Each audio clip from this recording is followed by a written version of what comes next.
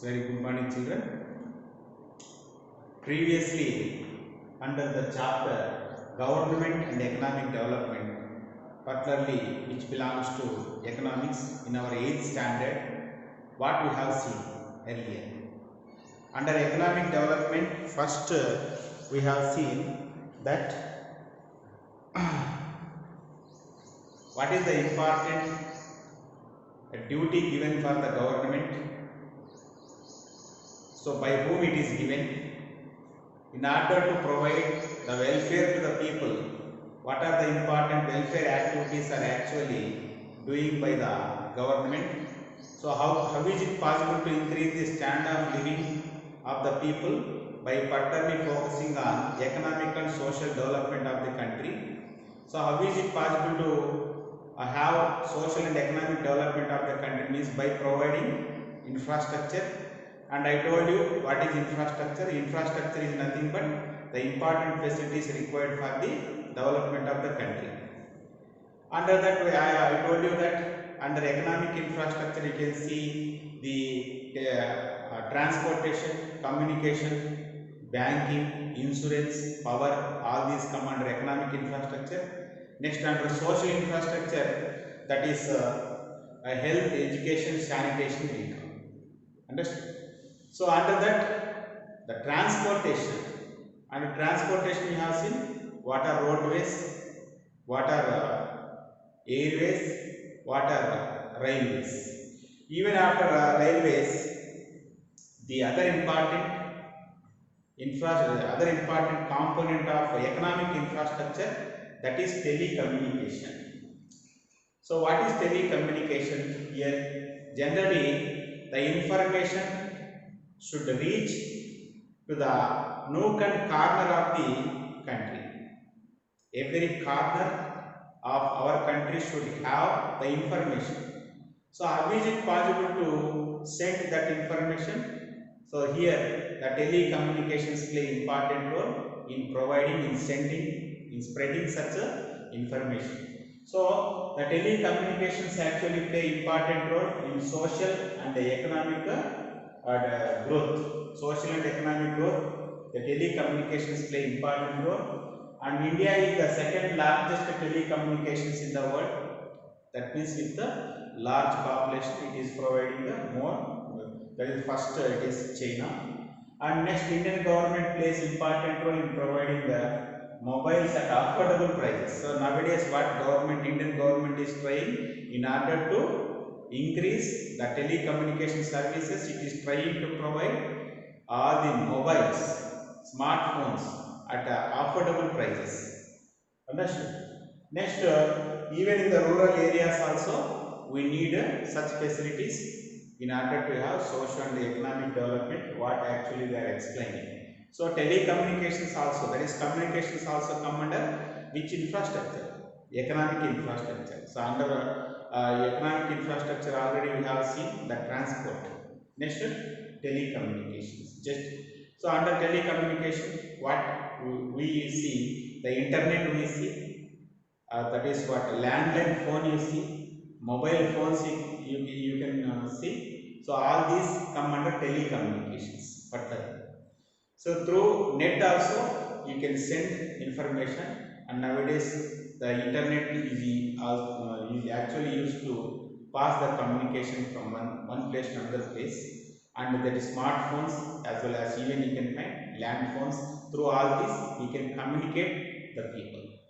Now coming to the social welfare. See, in our country, the important aim of the government is to provide the better standard, to increase the better standard of living of all the people. And in our country, according to so many estimates of economists, still 20% of the people live poverty line, below poverty line. So still a considerable population actually lives below poverty line. So what is poverty line? You have to understand. So poverty line means the official income that is necessary to be able to buy the basic things that one needs. What is the important sentence given here to understand poverty line. The official income that is necessary to be able to buy the basic things that one needs. What are the basic needs? Under basic needs, what actually we get? Under basic needs we get that is shelter, food, clothing. These are the basic things. What are those? Food, shelter, and clothing. These are the basic things. Of course, some people may not have basic, that is what shelter, but they need clothes, at least they need food. Okay. So, how much income is actually required just to pass a day, to pass a month, to pass a year? If people are unable to earn, if people are unable to get at least that amount, those all come under poverty line. Understand? So just take one simple example, that is one person needs, for example, 30 rupees per day. Don't think that 30 is very less. Just to pass a day, so he requires some amount of rice, some quantity of rice, some quantity of milk, and some quantity of vegetables, and some quantity of other things. So whenever you calculate, whenever you multiply that quantity with the market price, you get one amount. For example, how much that amount may be per day? It is 335 rupees per day. Per day I am telling. Don't think that about per month. So if you multiply this 35 with the 30 days, you get amount or not. So if a person is unable to get that amount in the form of his income, he is considered below poverty. What he is considered? He is living below poverty line.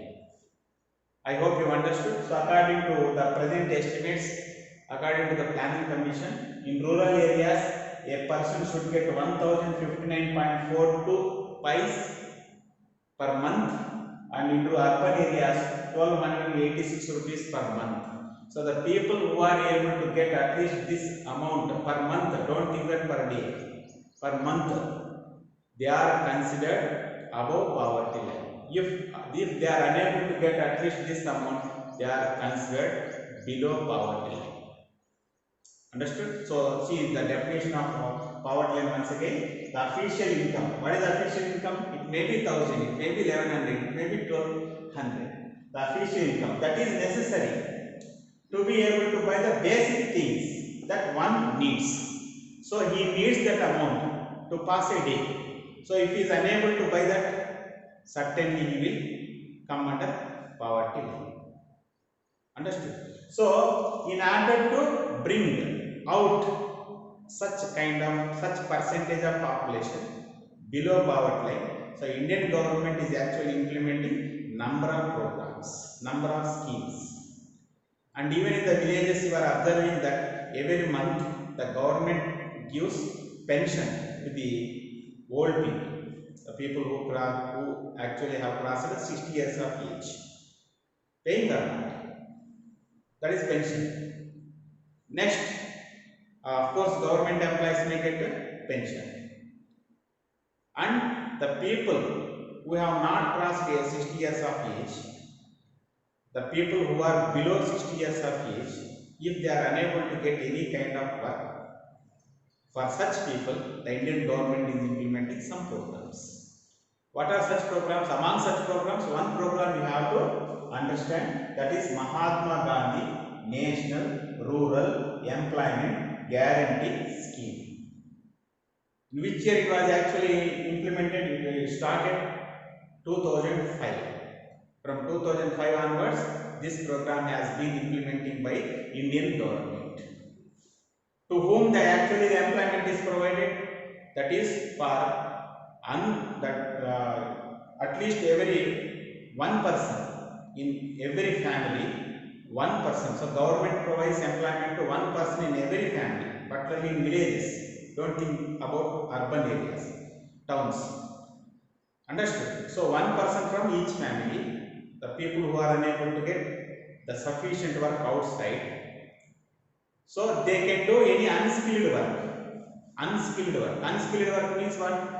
Generally, such kind of such people come together and they will do some works like the canal cleaning. Canal cleaning in the sense not drainage cleaning. In the villages, in order to send water from the tank, in order to provide, in order to supply water from the tank to the fields, the construction of canals, plantation, construction of bunds, and just increasing the depth of the tank of that village. Such works are taken. Understood? Such works are taken under what? MGNREGs. The government won't pay a single pie freely. Just whenever they offer, whenever they do little work, for such people government provides some amount. So how many days? So in 365 they get 100 days of work. Which kind of works they actually they do? They do such works what I have told you just now. So among them, even in the village, among the workers, 33% workers must be from women section. Understood? So 33%, that is women. We have, so out of 100, we have to provide such employment to 33% of the women. So among 100, 33 must be women. Then how their wages will be given? So per day, according to the present data, per day 202 rupees will be given. 202 rupees. So of course, in some states it may be high, it may be in some states it may be less. But that is here what according to the data, not according to textbook, 202 rupees per day. Understood? So in that way, if at least if they get 100 days of work in their village, they may not move to other places in order to get employment. In such a way, government is trying to uplift such kind of people from the poverty. So this is one program. Understood how their wages are given? The wages may be like this, and through post offices, their wages are credited in their account. Their wages are credited in their account. So transparency must be there. So some people may not swallow that amount. For that purpose only, the government is actually crediting that amount, particularly in the directly to the amounts of workers. Next, another important program is Prime Minister's Employment Generation Program. The other important program, that is particularly it has been implementing in rural and urban areas, and particularly in this program, not only for this program is completely meant for rural, but this program is completely meant for both rural and urban. And through this program, they encourage the establishment of micro enterprises. Micro enterprises means what? Small businesses. By starting such small businesses, they can get some amount. For example, small businesses means candle making, agarbatti making, next hand paper making, like that, use and throw paper.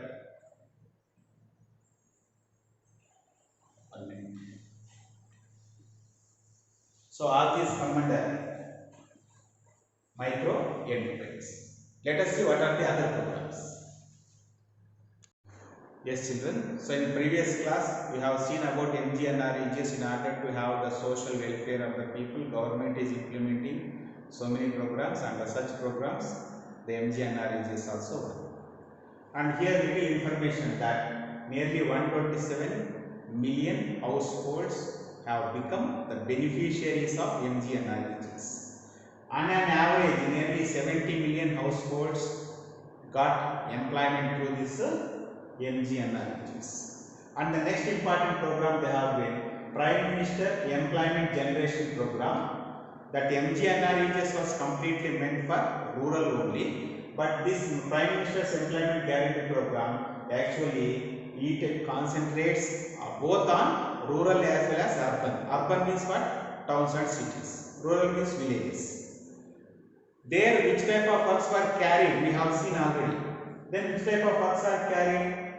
How is it possible to provide employment for such people? Means by establishing, by setting micro enterprises. Micro enterprises means what? Small businesses. Small businesses means the businesses which can be run just with the help of family members. What are such? Those, for example, agarbatti making, candy making, ice cream making, use and throw, paper plates, glasses. So such works are carried. So government actually help assist such people to carry such businesses. So all those come under a Prime Minister's Employment Generation Program. Now coming to the health and sanitation. So the government should not only concentrate only on the communication, transportation, banking, power. Even it has to concentrate on social infrastructure also. Under Social Infrastructure Act, what we discussed earlier, under social infrastructure, education and health and sanitation also come. So under health, the government has been implementing the Swachh Bharat mission from October 2014. Understood?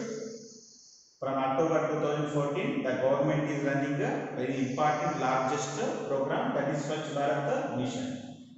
So what is the important aim of this Swachh Bharat mission? To provide the clean and safe drinking water, and in order to increase the hygiene and sanitation conditions in all areas of the country. And also its aim is to stop open defecation. Open defecation, that means the publicly we have to stop the public toilets. Understood? So whenever such things happen, automatically the diseases may spread. That is not the sign of development.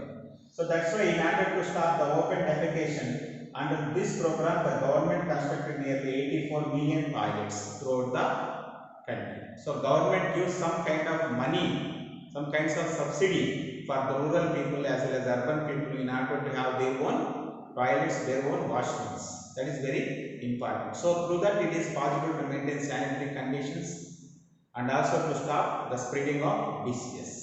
So this is one important program. Next, in order to provide the safe drinking water, in order to make the availability of the safe drinking water for all the people in the country, another important program has been running by the government, that is National Rural Drinking Water Program.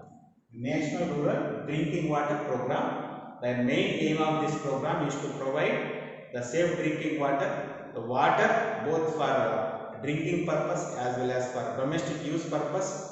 If government has to see, government is trying to have the availability of that water to every household. This is another important program. Now coming to the education.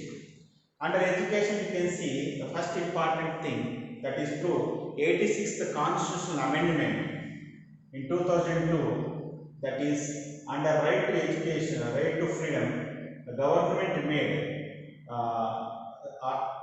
through Article 21, the government is the responsibility of the government to provide free and compulsory education between the age group of, that is 6 to 14 years.